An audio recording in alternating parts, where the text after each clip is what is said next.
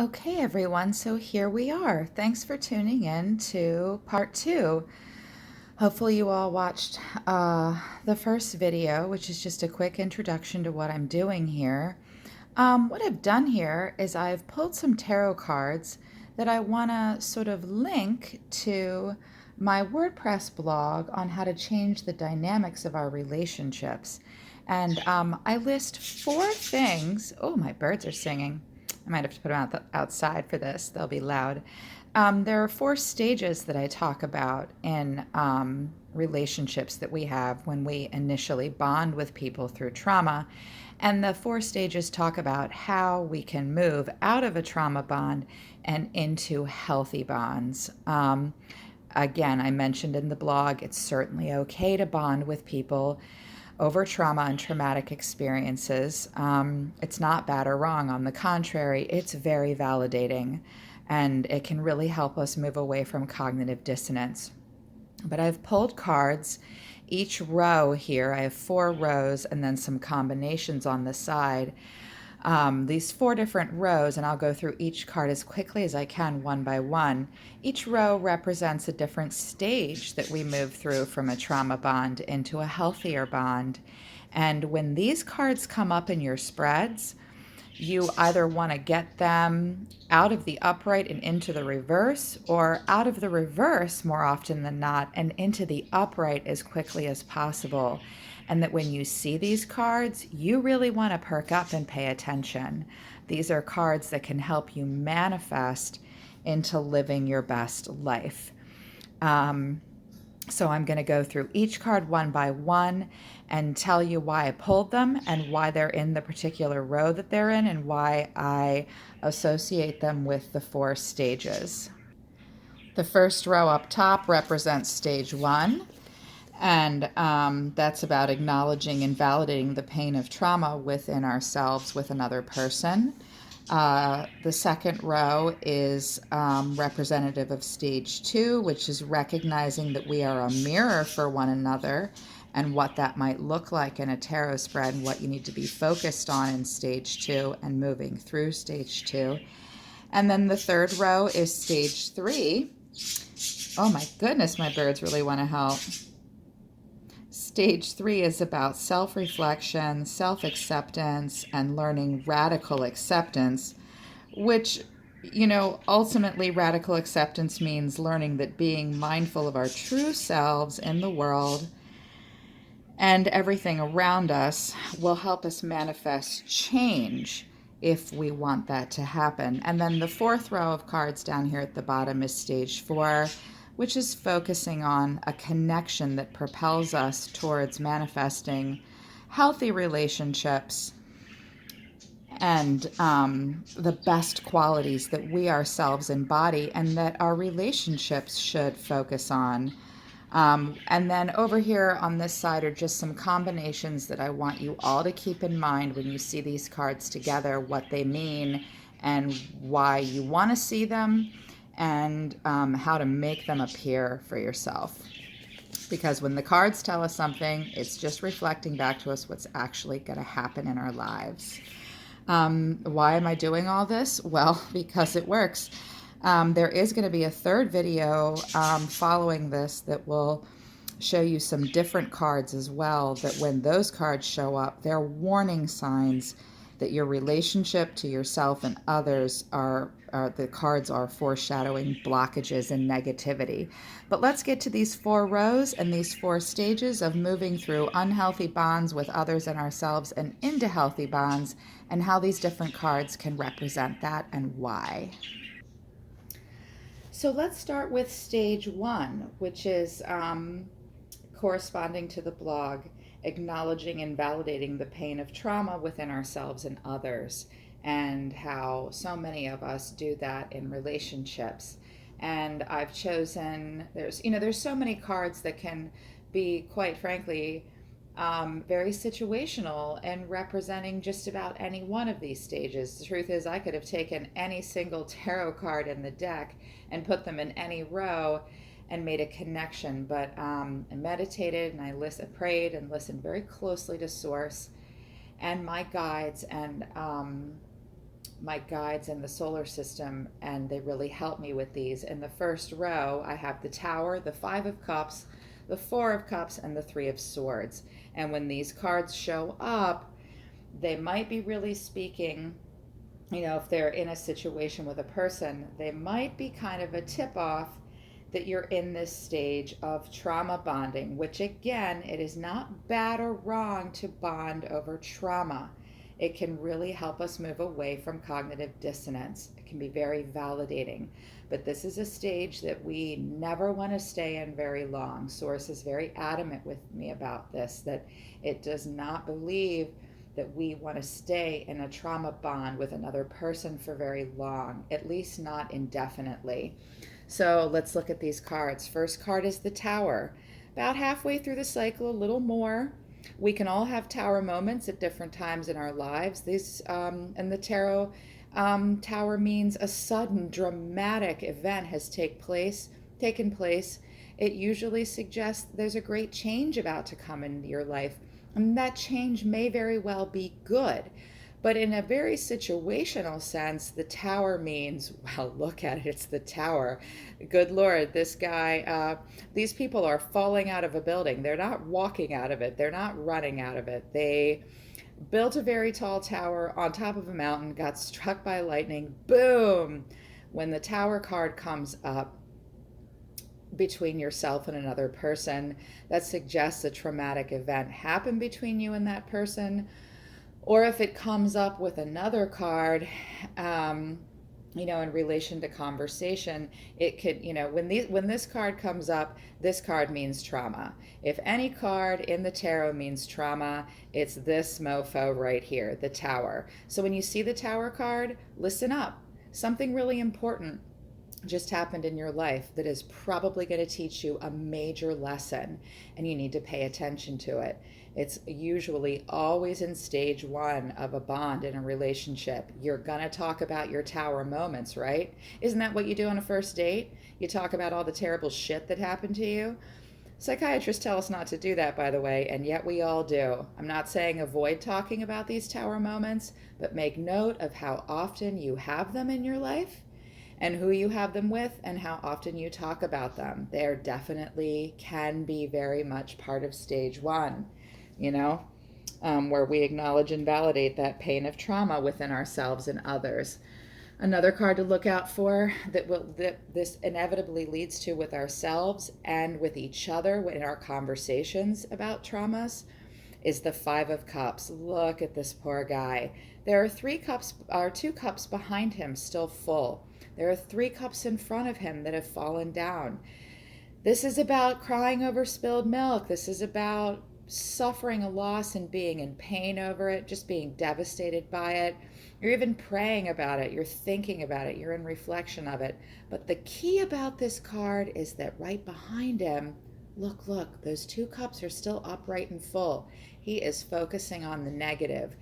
If this happens, if this card shows up in regards to a situation with another person, or you're dealing with another person, you don't want to see this card too often. I mean, this energy is a part of life.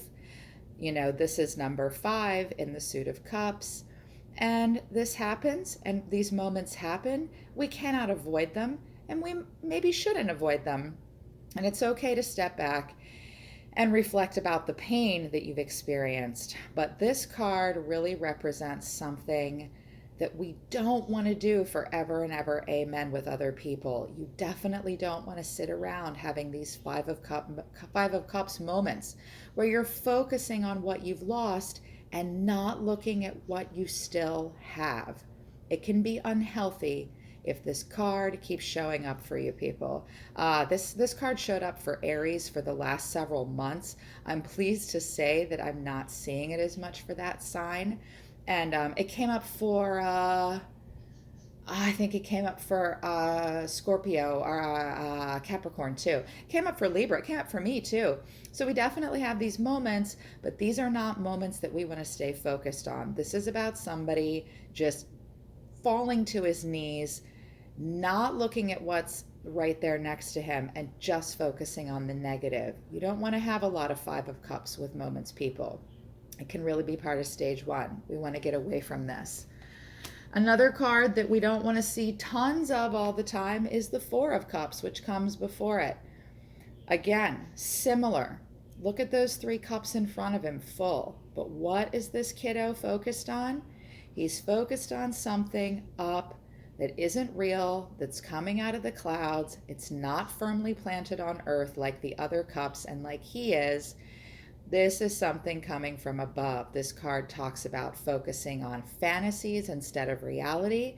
It's about boredom. It's about wishing for things that you don't think are attainable. This is not a card of action. He's sitting on his ass and he's just dreaming. It can be about daydreaming.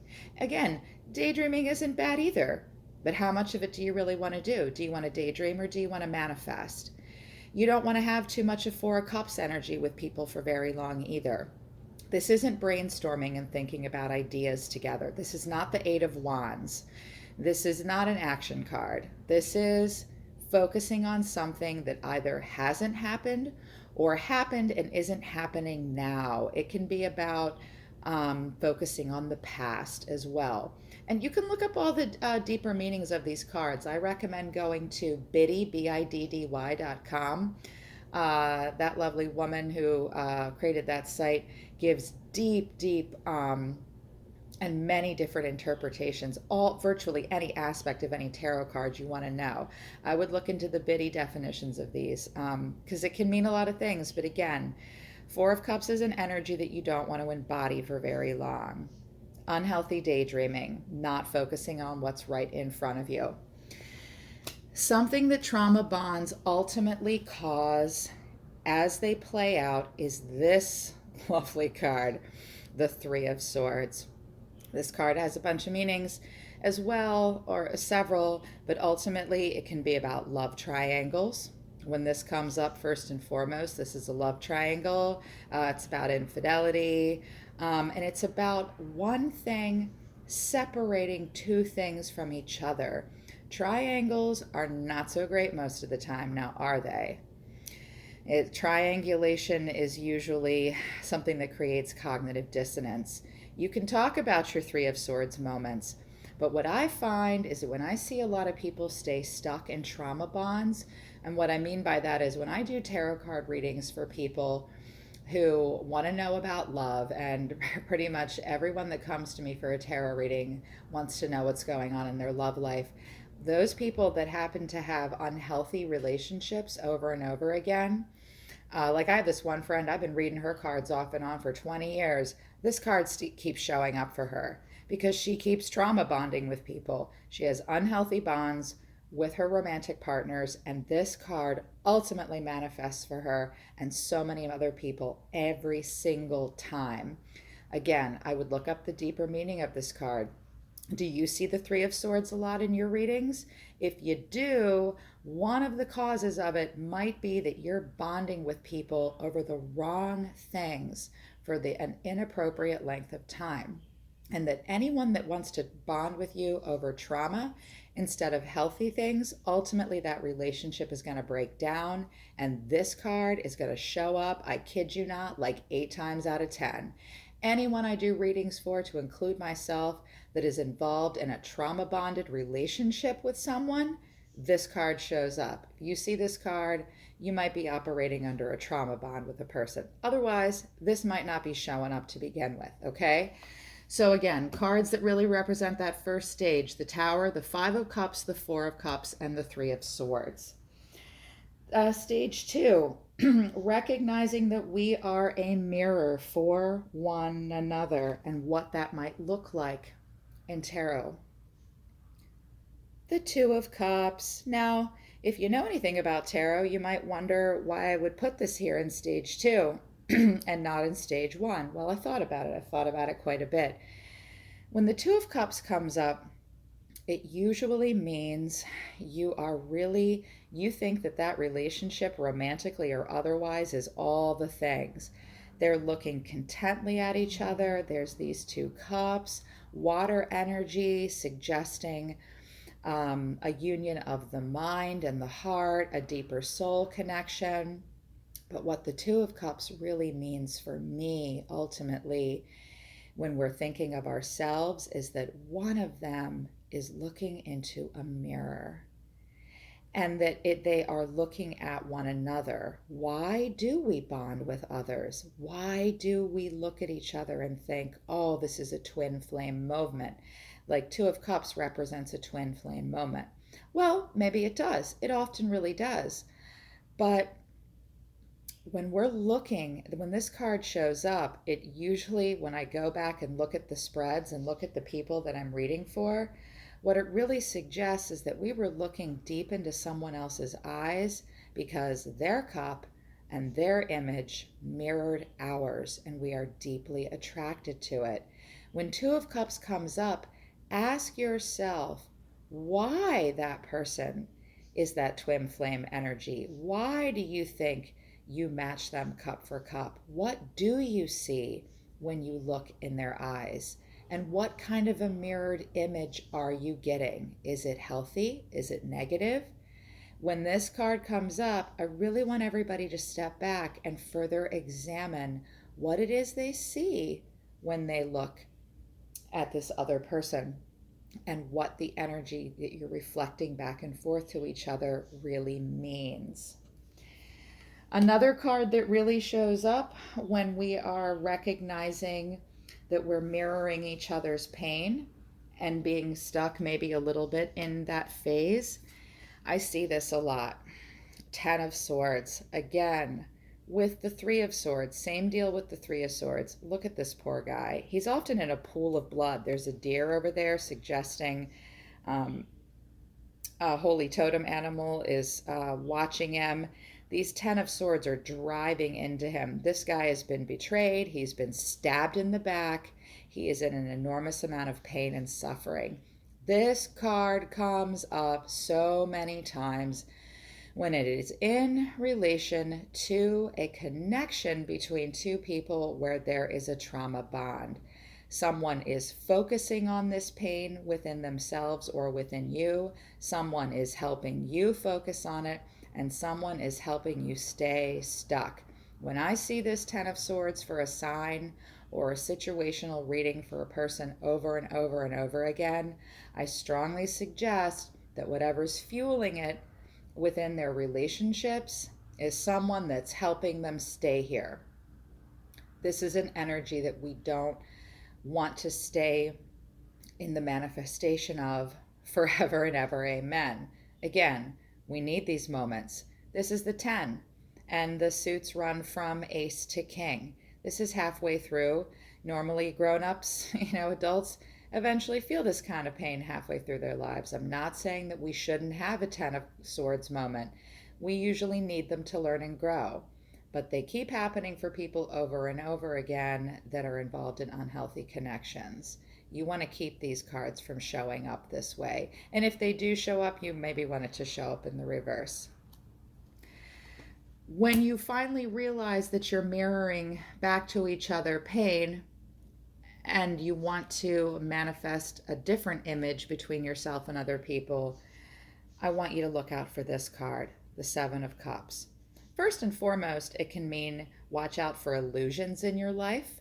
And that plays very strongly to what I said, again, about the Two of Cups, where what are you seeing when you're looking at somebody else? What is it that you're reflecting back and forth to each other? I want you to understand that you have choices. Okay? The Seven of Cups is about choices, folks. Look at all the different choices we have. We can choose to believe in reality and root ourselves there. We can choose to believe in fantasy. It also means to be aware of people planting bullshit in your life and confusing you. Sometimes you want this card to manifest in stage 2. It's a moment of waking up and saying, hey, wait a minute, I have choices. Or it can also show up in a reading to remind you, hey, you're in stage 2 here of a relationship. You're really realizing that you don't just have to look at this one person and this one idea you're focusing on. You have choices. Make them. Pick up the cups. Look at them. That's another card that can really help you understand that stage. Um, I thought long and hard where to put the moon. This is one of my least favorite cards. When the moon shows up upright or reverse, that means shit just got really complicated, yo.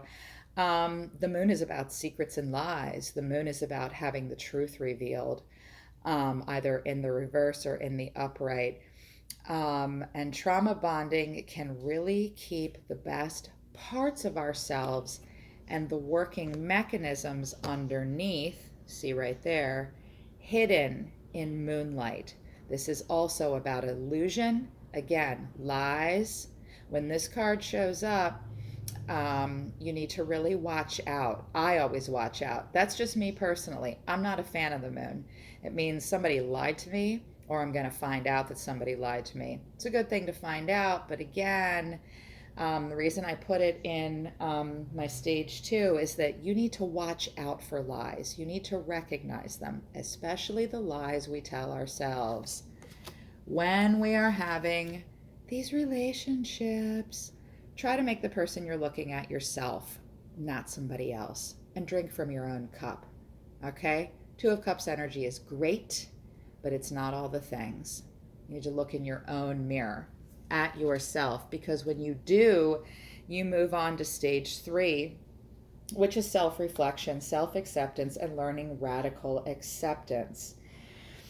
And that ultimately means learning that being mindful of our true selves in the world around us will manifest change, true change. Radical acceptance is about manifesting change if you allow yourself to accept every part of reality and who you are in every way, shape, or form in it.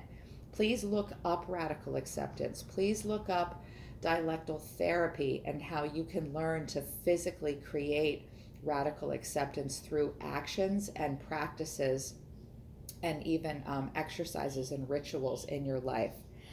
There is no better card, in my opinion, to kick off and manifest self-reflection than the Hermit.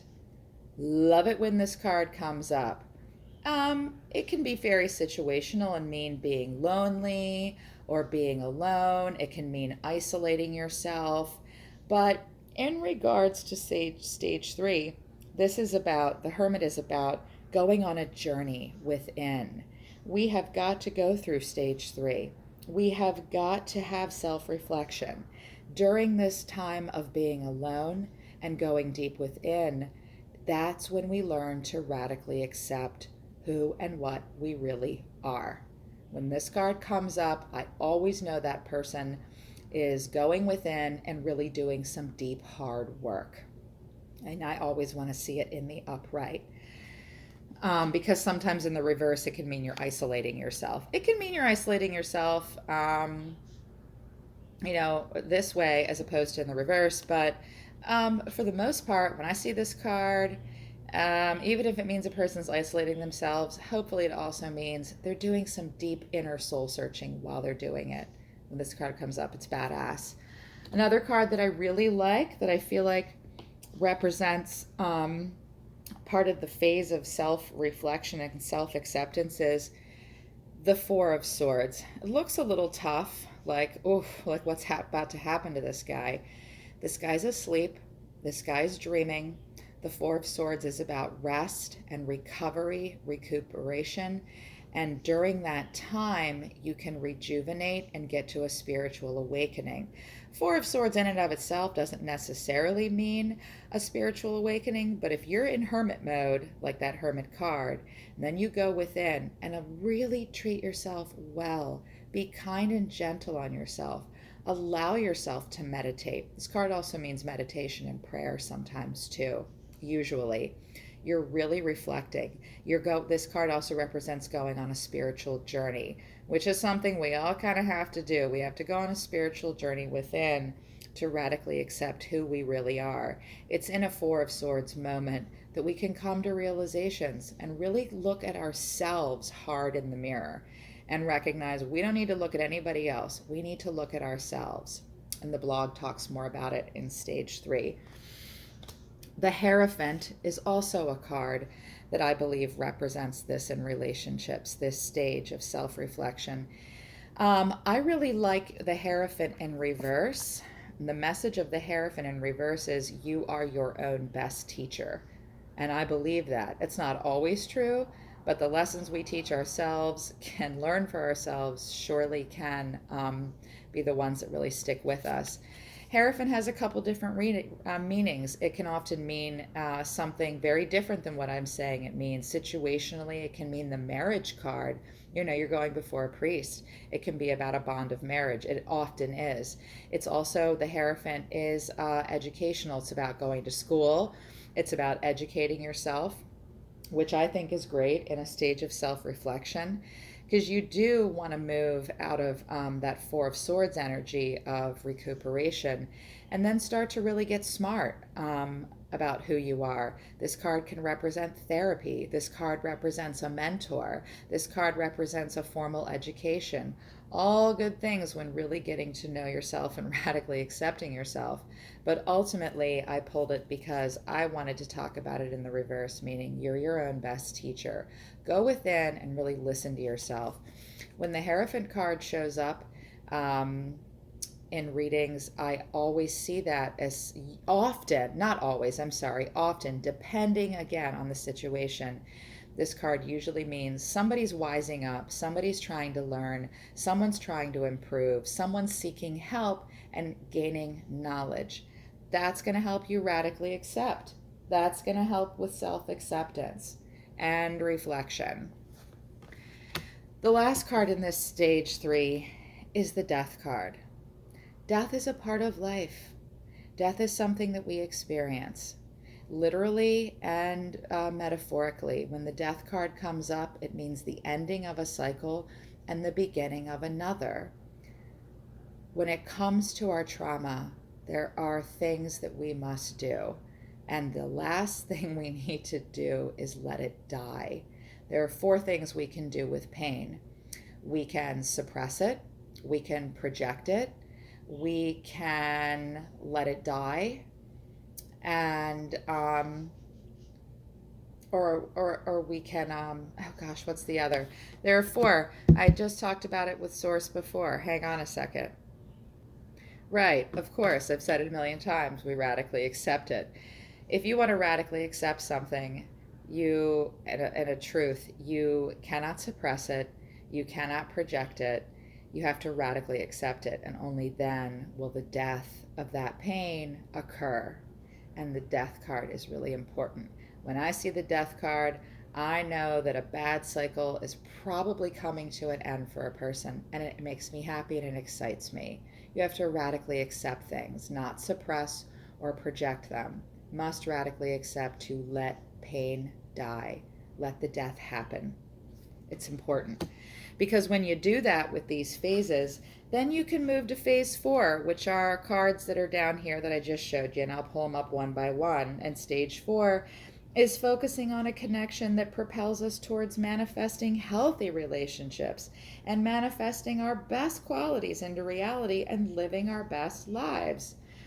One of the first cards I think of when manifesting our best qualities into a reality is the Fool. Sometimes situationally the Fool means you're just being silly, but the Fool is a young person. It is 0. It's the beginning of a journey. Look how happy he is. He's the court jester. He's about to go on an adventure. This card means something really amazing is about to manifest in your life, and you are the Fool. You are manifesting it. It's a new, young birth of something creative. When this card comes up, not always, again, situationally, it can mean something different. But overall, the Fool thrills me to see. When he comes up, it means you're really manifesting something in your life. Not quite like the Magician, but you're on the start of something new. And that's important. And it's okay to be a little foolish. Have an open heart, an open mind. Kick up your heels. Look at all the different zodiac signs there. He's embodying all the things and creating something new and special. When this happens in your relationships with other people, it can usually mean doing something healthy and positive and moving away from an icky old trauma bond because you let it die and moving towards something new and great. which also leads me to the Chariot. The Chariot means movement. It means movement. It can mean all kinds of movement. It can mean moving across the country. It can be moving towards a person. In the reverse, it can mean being trapped. I don't want to see the Chariot in reverse. That means you're blocked up and things aren't happening. And she's moving away.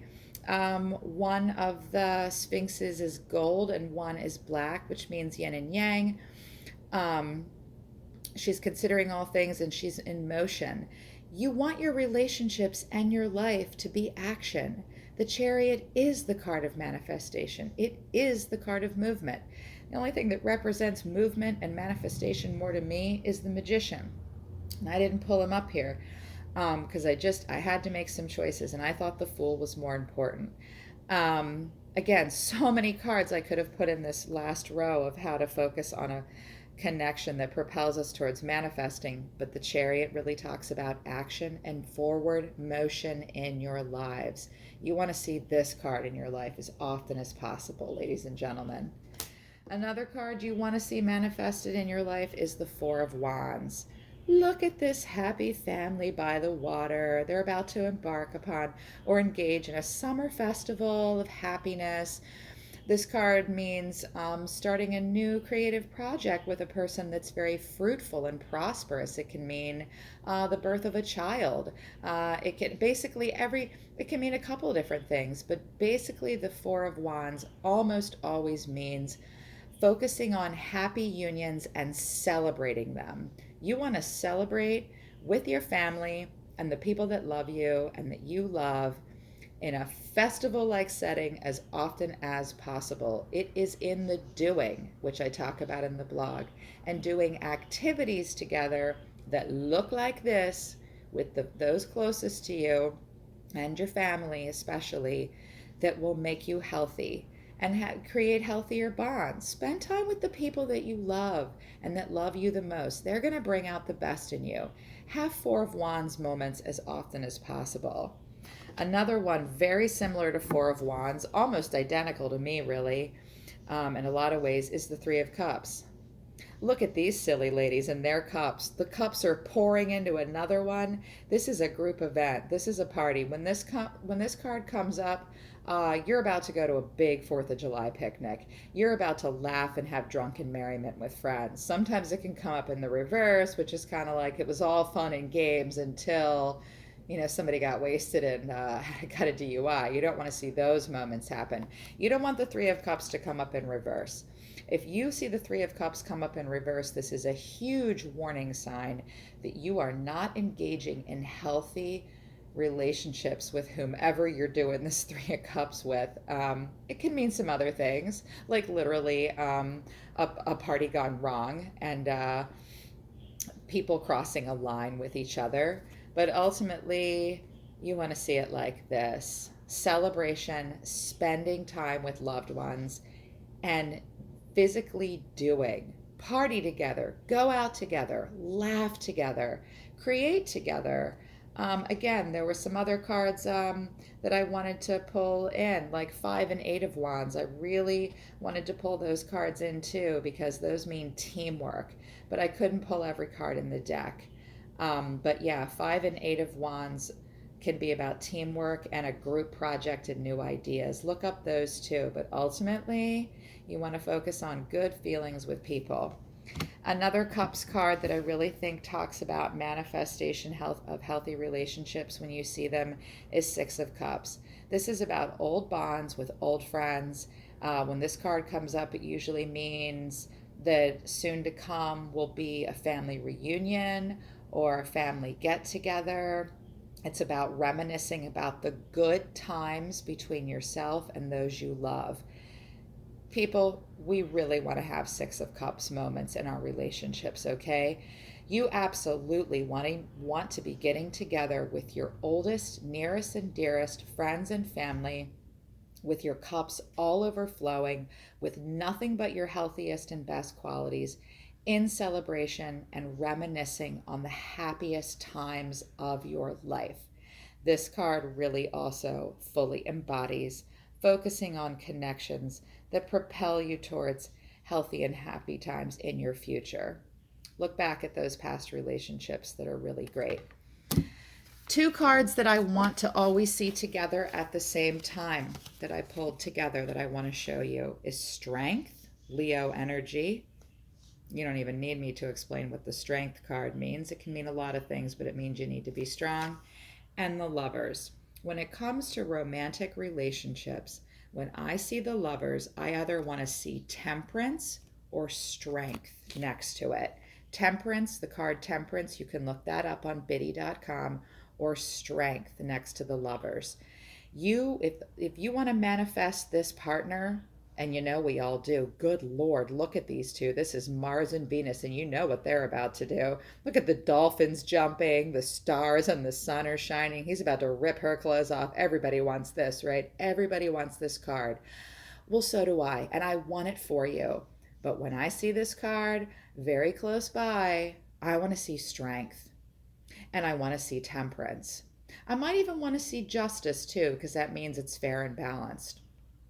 But these are two cards that I want you to look for together. And when these two cards are coming up next to each other, that really means that you're manifesting healthy relationships. Two other cards that came up the other day for a friend of mine. I was so proud of him when this came up for him. A really close friend of mine is the Page of Wands and the Queen of Cups.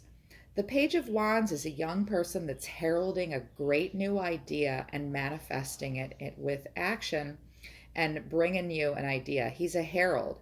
He comes to you with his fresh new idea.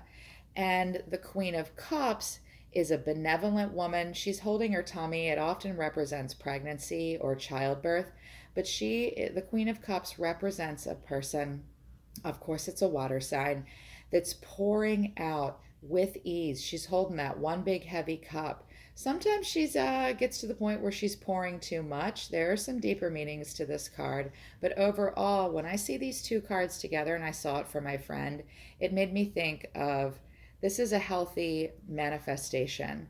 When you are being the Page of Wand and delivering creative, beautiful messages of overflowing love, good things come out of that, right? You want to see these two cards together. When I see these two cards together, it means you're having a healthy relationship. Or not so much you're having a healthy relationship, let me rephrase. You're being a good, loving, and giving person. And we really have to put forth effort to give what we want to receive. Don't you want somebody to give and pour onto you like the Queen of Cups? Don't you want someone to herald creative and beautiful ideas that manifest into action? Of course we do. Be these two together and expect this back. Two cards that I want to see together. When I see this card, the Five of Wands, look at these people. They're fighting. This is a breakdown in the chain of command, right? These are people fighting. And this usually means like shit's breaking down at work. People are getting paranoid. The happy, harmonious group environment that you had is no longer happening, right? So but this card happens, right? We don't want to see this card, but when it does happen, this is the card that you need to embody, the Six of Pentacles. Look at him. He is balancing his money, and it's so abundant that even while he's balancing and weighing